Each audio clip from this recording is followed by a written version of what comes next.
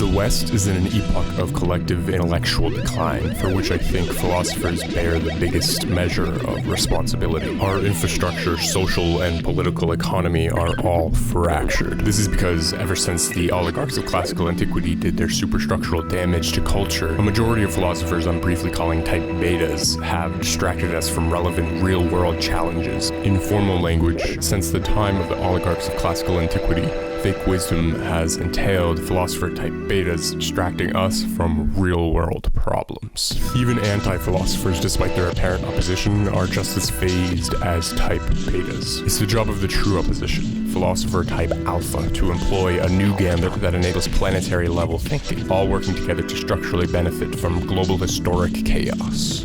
Let's first just lay out exactly what we're going to be talking about and how we want to structure this, because that's probably a good point to touch on before. Yeah, that sounds good. So in the video I talked about the decline of the West, like obviously an intellectual decline would be the type, and I think you said to talk about the absurdity of Western philosophy, which my stance would be it distracts us from real world problems, I guess would be my definition of that. And the third topic would be the distinction between like the good philosophers and the bad ones, or we could use the terms alpha and beta or whatever. Like that was just a satirical way of defining it, but I think there are good and bad. Okay, I think a good one to touch on, though, honestly, often discussed is kind of the fall of the West, or the decline of the West, sorry, because I would argue that that's not necessarily something currently occurring, but obviously that is too. It's kind of a topic right now. It's said a lot. It's kind of like a hot take a little bit, because there's really no proof for something that's like a general observation. Mm-hmm.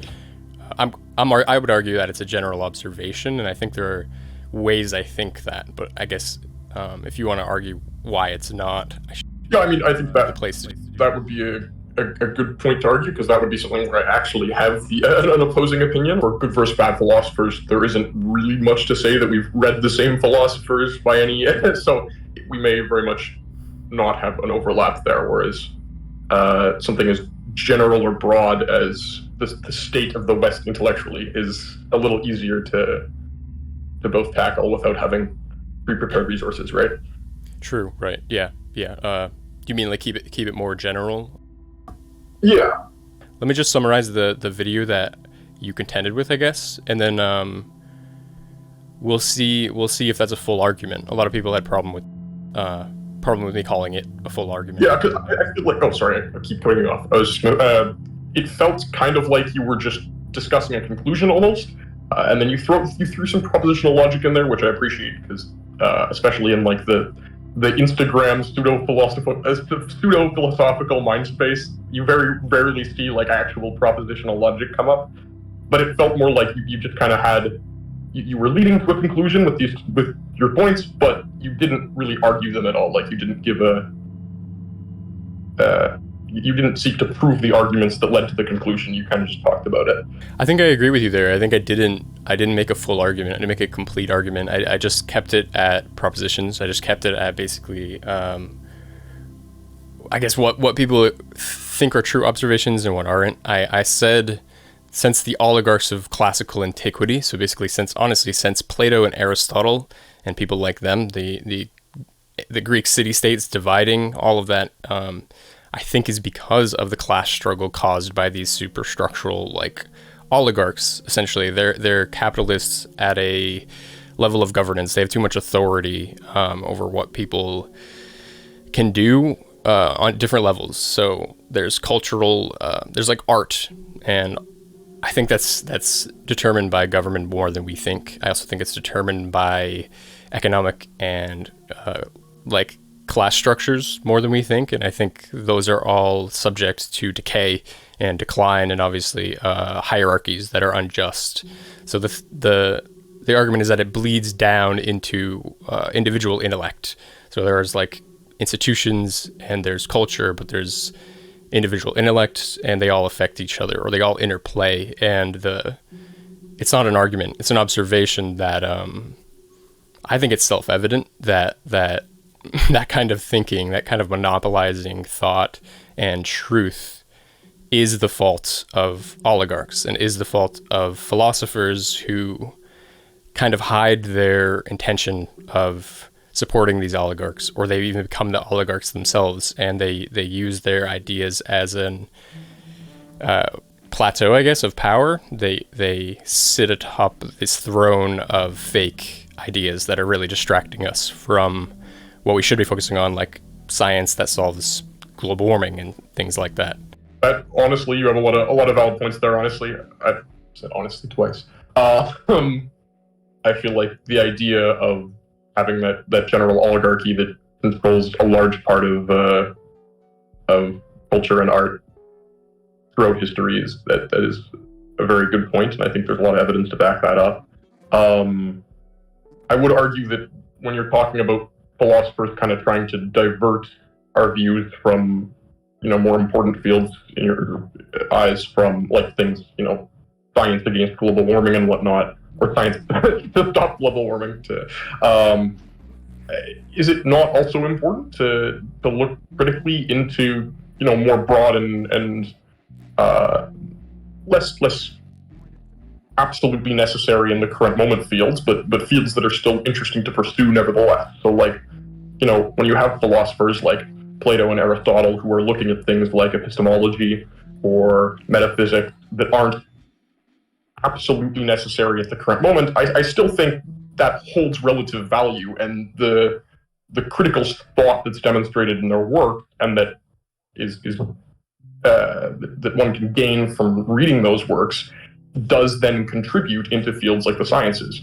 So I would argue that just because a philosopher is sharing views in a field that is not one of current necessity doesn't necessarily mean that they're diverting the trajectory of what people are focusing on. What you're saying is like there's things we can't predict. So there's like in their initial intention is to discover those things, those benefits maybe for humanity that we can't predict, or maybe their initial intention isn't that, but that's still what happens. So like you brought up Plato and Aristotle, like Aristotle's physics, he didn't have to learn physics. It was nothing. He didn't know what he was doing. Like there wasn't physics at that time that I know about, not obviously modern physics or quantum physics or anything like that, but it led to it.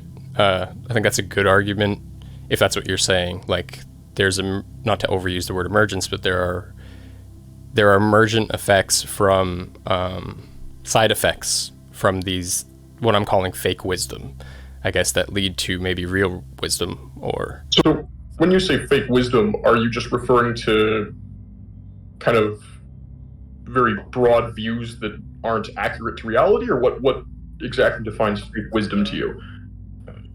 I guess just like metaphysical things. So I wouldn't call all metaphysical like ideas fake, but at the same time they're nonsensical. Like literally, you can't interact with them with your observation. You can only interact with them through your reason. And I would call things that are purely reason-based. Sorry, and when we talk about metaphysics, are we referring to the field of philosophy in terms of things like philosophy of a person and philosophy of time, or are we talking about metaphysics as in like supernatural things? Like what? I just want to be clear on what exactly you're. I think the distinction is, it's a little bit. I wouldn't say moot or something, but I guess I think both. What I mean is more supernatural things, but I think philosophical like truths or philosophical insights are that in a way. I'm not talking about like spirits or spiritual like occult type things. I think that's kind of different from the conversation, but like Plato's theory of forms, obviously a lot of people have a problem with because it's not sensical enough. There's no real world correlation or I guess like embodied form of that at all. It's just an idea. Yeah, I mean, to be fair, that is true about a lot of classical philosophy. There's a limited scientific basis for things, so people just kind of threw thoughts out there. They were like, well, what if this happened? And then branched out on that. And that is a fair problem to find in lots of large philosophy. But at the same time, I think it is an interesting thing to touch on abstract concepts.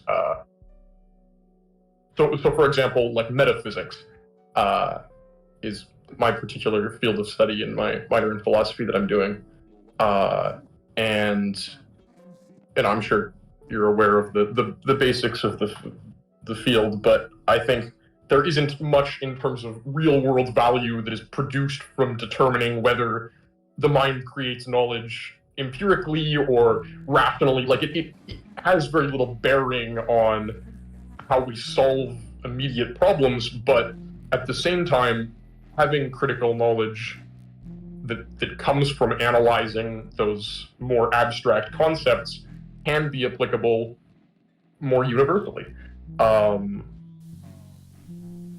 Right. It's like learning high order math or something. Yeah, I mean, being able to use something like propositional logic, for instance, you don't necessarily need that actively to be contributing to society, but people who study propositional, like it's a field that's necessary when doing things like many STEM fields require a course in propositional logic because those critical thinking abilities are not necessary, but they're helpful in a lot of real world application. So when going back to something like developing the science to solve climate change, though many philosophers who are talking about those more abstract concepts don't directly contribute to that research and that further understanding in that particular field, they are bringing forward ideas that can be studied centuries to come and help people build a foundation of critical thinking and critical reasoning that will help in those fields. Right. Yeah. I think I agree with you. I think I don't think I saw that before. I don't think obviously I know that there's IQ, there's like a difference in general intelligence from before you start learning philosophy and then after you start learning philosophy, whether it's just a few IQ points or whatever. I do think it makes you smarter, even if by my definition the wisdom is fake. I guess I just didn't I don't see, or I didn't see before, and I might need time to make the connections, but I don't see where that threshold is, where it connects to real world problems. Like if we do take climate change, for example, I don't see how like mind-body dualism or even like theory of forms or any of that applies. I think it might have been useful before we had science to kind of name what we don't know and classify and start to categorize what we don't know before we start to know about it. But in the modern world, I think only science, honestly, only the scientific method, meaning only things we can observe, are the interface with the real world problems. So I guess I'd have a hard time myself finding an example of a metaphysical idea that directly applies. Okay, that's honestly really valid. Yeah. So, sorry, continue. I think I cut you off there.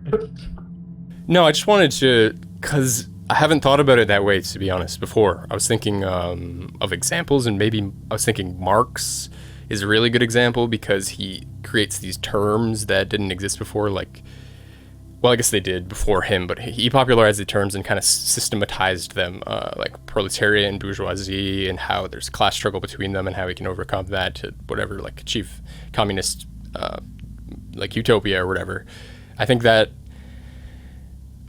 like humanitarian, and it's really, it's almost psychological on a grand scale, and I guess because it's on a grand scale, you have to call it metaphysics, I guess. I know it's at least philosophy. It is definitely still philosophy, and I think all philosophy can be tied together into one general field, whether it be, I mean, the major fields when you're looking at philosophy are ethics, metaphysics, epistemology, and logic. And all of them do tie into each other, so I'm going to propose to you a couple examples in which I feel a study of abstract philosophy is beneficial to real world things. And I think Marx is actually a very good example of somebody who, in large part, was a philosopher, and that contributed directly to a field like modern sociology. And sociology does have a bearing on the real world, because especially in things like civil service, determining the way that a social structure or social system works is very important in the modern world.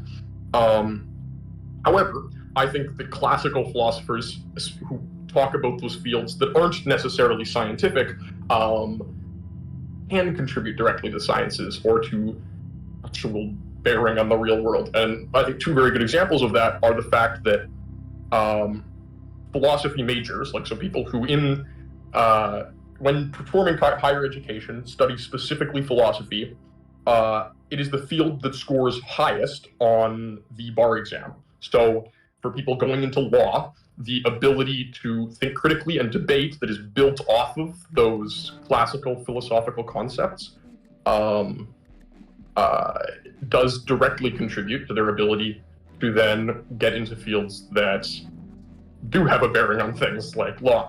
And the same thing goes for people who study philosophy will score the highest of any humanities majors on any mathematical or scientific exams, which is another thing that goes directly into STEM fields, right? Where that is something that contributes to our further understanding of the sciences. And I think when you're talking about the sciences as well, and only scientific things having a bearing on our understanding of the world, I think that's very valid. I'm in STEM myself, and understanding the real world is a reason for that. However, that then ties into philosophy a lot as well. So if you look at a philosopher in the more modern or contemporary era, like Karl Popper, for instance, his work was entirely, or a large part of his work was entirely devoted to the demarcation principle, how to find a distinction between science and pseudoscience. So while he wasn't directly contributing to a greater understanding of the scientific field, I think what he's come up with as the demarcation principle is pretty much the accepted modern definition of how we make a distinction between true science and pseudoscientific principles. And without that, it would be challenging to determine what real empirical science actually is. So while that's not contributing directly to increased scientific knowledge, it does help create a rational distinction between science and pseudoscience. And the same could be said for, in the field more like ethics of philosophy of science, someone like Chapin, who argued stuff about what uses of science are ethical and what aren't, from the point of a scientist himself. So while it's, again, not directly contributing to further understanding of science, it would help in a humanitarian sense of how scientific principles end up getting used. Because obviously there are many cases historically, and I think this is a funny year to talk about that because of there was literally a movie about a scientist's work being used for destruction. It is good having that humanitarian distinction between who should be in charge of what ethical uses of science are and whatnot. And finally, one more thing, I think that there are many cases in which philosophers can also contribute a large portion of understanding to the sciences. So if we take my favorite example, Descartes, he was in large part an epistemologist and even a metaphysicist. Or I guess at the time it wasn't considered metaphysics, but a large part of his work would be now considered metaphysics. So much of what he touched on was very, very abstract and had very little bearing on the real world. He spent so much time trying to determine whether or not he was real and whether the universe was tricking him and all this stuff. But he developed this level of rational thought in this work that contributed so much to modern philosophy, and at the same time was able to tie in with that a lot of major discoveries in mathematics. Without Descartes, we wouldn't have the Cartesian plane. He made a bunch of major discoveries in mathematics while simultaneously tying that in with this study of epistemology that he was doing. And I think the fact that philosophy and advancements in the science so often go hand in hand shows that even abstract studies in philosophy do have a direct correlation with furthering of scientific knowledge. Yeah, yeah. I think you made a lot of great points. You brought up Karl Popper, you brought up Descartes, and I think the really strong one was, I guess, Oppenheimer. Like, to be honest, I think that's a really good example of where science without philosophy can go really, really wrong. Obviously, philosophy in general isn't only ethics, but ethics is a subdomain of philosophy, and that was obviously needed when that was happening. I also think it's needed when we're colliding particles. I don't know a lot about, I guess, quantum mechanics or anything like that, but I know we're doing things we've never done before, and we should be talking about the morals and the ethics of all that stuff. And whose job is that except philosophers? Because it's not really in the domain of science. You can't test and prove things like that are moral truths and moral that we kind of know what's right and wrong, but at the same time on a big system it's hard to enforce it and it's hard to manage that. I think that's a really, really, really strong point. Also like Cartesian manifold and stuff, I wasn't thinking about that when I recorded the video. It's that threshold is a gray area in most people's minds, even mine, and I don't think I saw that before where it quite directly translates. Like calculus is a really good example, like Bertrand Russell and Alfred North Whitehead kind of creating like modern set theory, or at least like setting the grounds for modern logic and stuff like that. All of that is philosophy translating into science in a really direct way and helping solve things that I claimed it didn't, I guess, to be honest. It's not necessarily fake wisdom if it creates real wisdom in the end. And I think one other thing to add even is that even when it comes to understanding of science, there are a lot of scientific fields that are also extremely abstract. And when getting into them, we don't have the means to try and delineate through empirical testing how to properly understand them. So by creating an empirical basis for scientific beliefs and then building off of them using things like propositional logic in a way that's somewhat abstract can help us get a better grasp of the world around us. So in a field like quantum mechanics, for instance, where you get to a level of particles so small you don't have a method of testing them, you have these ideas that come just from an entirely abstract way of thinking that develop very important theories. So something like string theory, we don't have any direct evidence to support in the sense of empirical testing, but it was just abstract thinking that led to this concept, which we can then pair together with things like Einstein's equation for general relativity, which ties directly in. And so you can have an understanding that exists from empirical testing and from direct science, and then you can also branch off of that using the abstract thinking that would be utilized by a philosopher and kind of connect things that you wouldn't be able to reach through solely empirical means. And no, that's not quite as assured of a way to get to a truth as science. You can kind of narrow down your possibilities and get a better grasp of the world around you in a way that you wouldn't be able to or wouldn't be accessible by the current means of empirical testing. And I think quantum mechanics is a very good example, because things like the many worlds interpretation are such abstract concepts that we have no way to directly test them, but they tie hand in hand with the things we can test, like the wave-particle duality and superposition that we can physically test and altered our view entirely of science. And then building off of that, you can use, I guess not necessarily philosophy, but you can devise theories that tie directly in through means that aren't always empirical.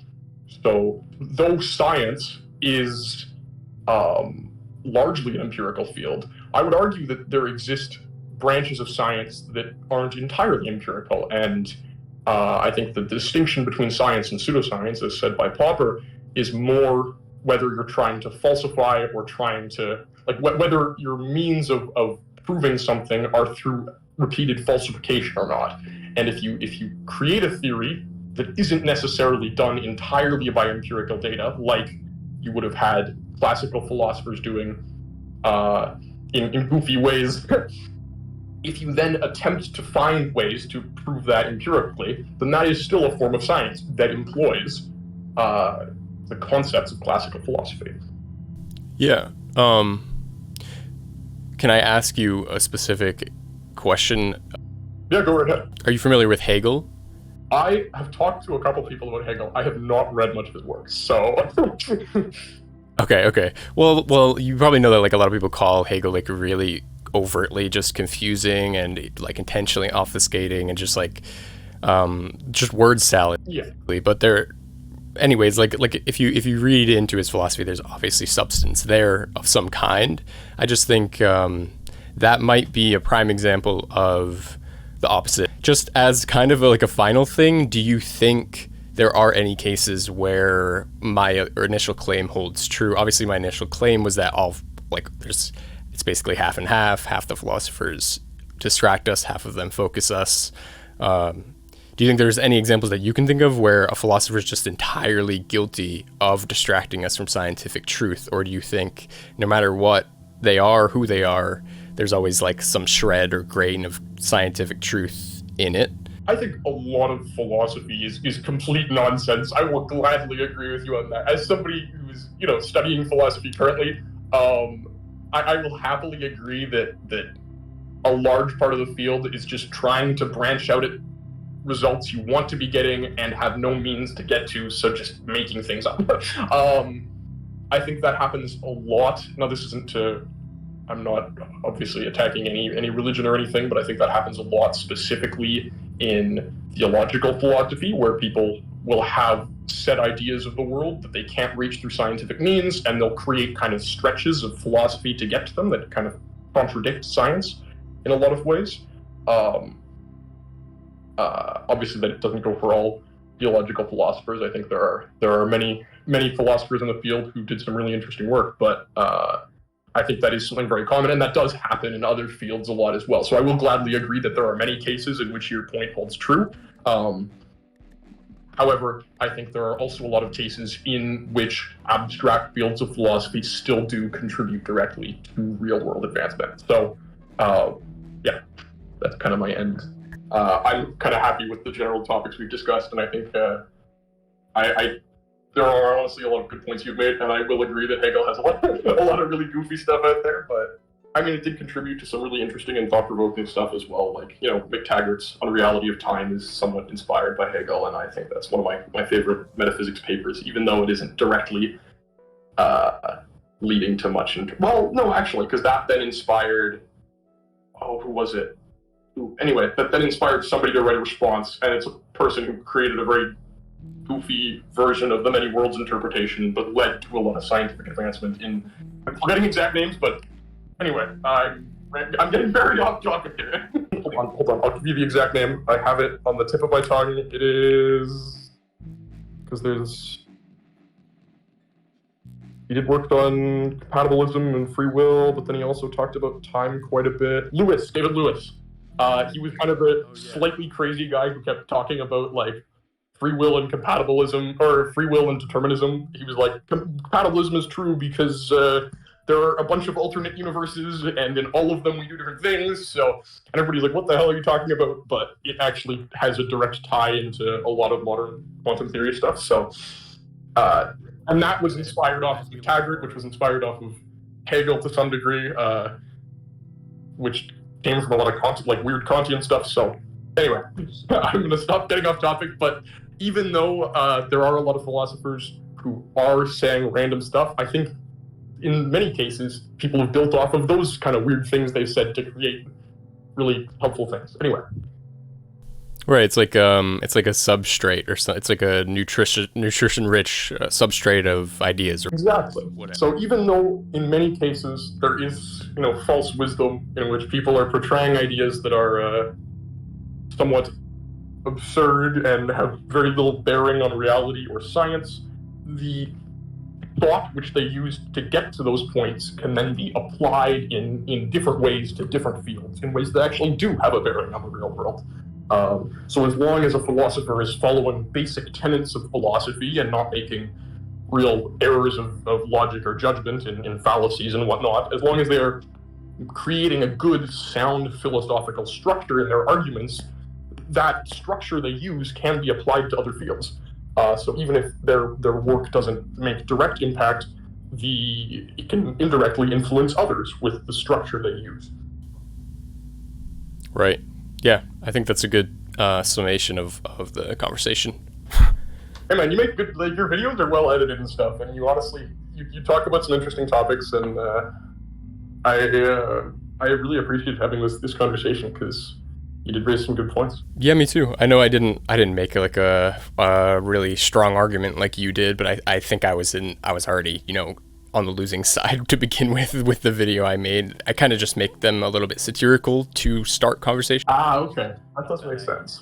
Not that I wouldn't defend what I say. I would always defend what I say because I chose to say it, but obviously, I want to learn. That's my purpose here. I think you taught me a lot in this conversation. You gave me a lot of names that I didn't know about necessarily, so I have a lot to do. I have a lot to research from this, so thank you. Yeah, well, it was good having us. Thank you for talking with me.